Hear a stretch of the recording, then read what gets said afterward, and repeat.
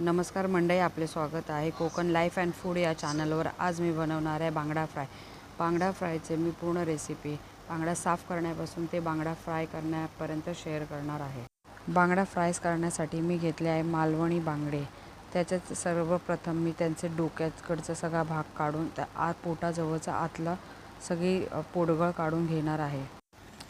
बांगड्याच्या पोटामध्ये खूप घाण असते, ती व्यवस्थित रीतीने साफ करावी लागते। त्याच्यातला काळा भाग हा संपूर्णपणे काढून टाकायचा। आणि आता मी अशाच रीतीने सर्व बांगडे साफ करून घेणार। संपूर्ण बांगडे साफ करून झाल्यानंतर इथे पाहू शकता मी बांगड्यांना मध्ये अशा चिरा दिलेल्या आहेत आणि त्याच्यातल्या आतली पण सगळी घाण काढलेली आहे। मच्छी फ्राय करताना अशा मध्ये चिरा दिला तर ते व्यवस्थित मसाला तिथे लागला जातो। आता मी इथे घेतले आहे आलं लसूण पेस्ट। आलं लसूण पेस्टमुळे बांगड्यांना चव छान येते। आता मी ते एक पूर्ण लिंबू कापून त्याचा रस घेतला आहे। लिंबाच्या आंबटपणामुळे मच्छीतील सर्व उग्र वास हा निघून जातो व मच्छी टेस्टी बनते।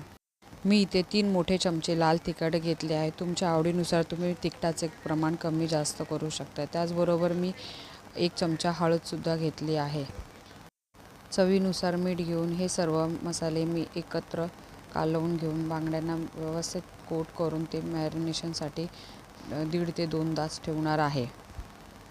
बांगड्यांना मध्ये कट दिल्यामुळे त्यामध्ये आतपर्यंत मसाला व्यवस्थित जातो व फ्राय करताना सुद्धा ते पटकन फ्राय होतात। अशा रीतीने मी सर्व बांगड्यांना व्यवस्थित मसाला लावून घेतला आहे आणि ते आता मॅरिनेशनसाठी 1.5 ते 2 तास तसेच ठेवणार आहे। त्याच्यानंतर मी फ्राय करायला घेणार। बांगड्याला कोटिंग करण्यासाठी मी ते घेतले आहे तांदळाचे पीठ, हळद, लाल तिखट आणि थोडे मीठ। हे सर्व एकत्र करून मी बांगड्याला व्यवस्थित कोट करून घेणार आहे। त्यामुळे बांगडा जास्त वेळ कुरकुरीत राहतो।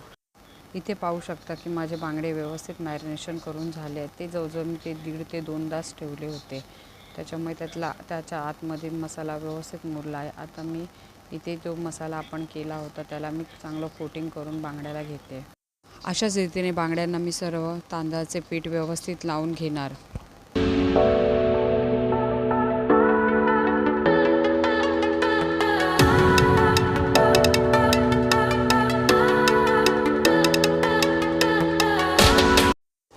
गॅसवर पॅन गरम करत ठेवून त्याच्यामध्ये मी तेल घातले आहे। ते तेल चांगले व्यवस्थित गरम झाल्यानंतर त्याच्यामध्ये एक एक करून मी बांगडे टाकणार आहे।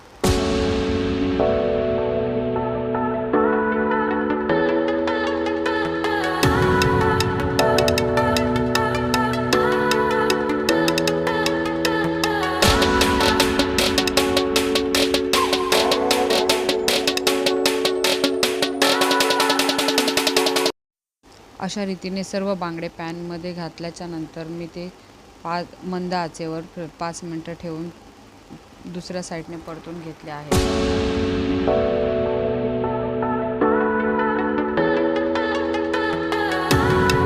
ते पाहू शकता की माझे बांगडे दोन्ही साईडने चांगले असे खरपूस भाजून झाले आहेत। आता ते मी टिश्यू पेपरवरती काढून घेत आहे। त्याच्यातले जास्तीचे तेल जे असते ते टिश्यू पेपरवर काढल्यामुळे शोषून घेतो टिश्यू पेपर। तुम्हाला जर माझी रेसिपी आवडली असेल तर लाईक करा, शेअर करा, सबस्क्राईब करा। थँक्यू।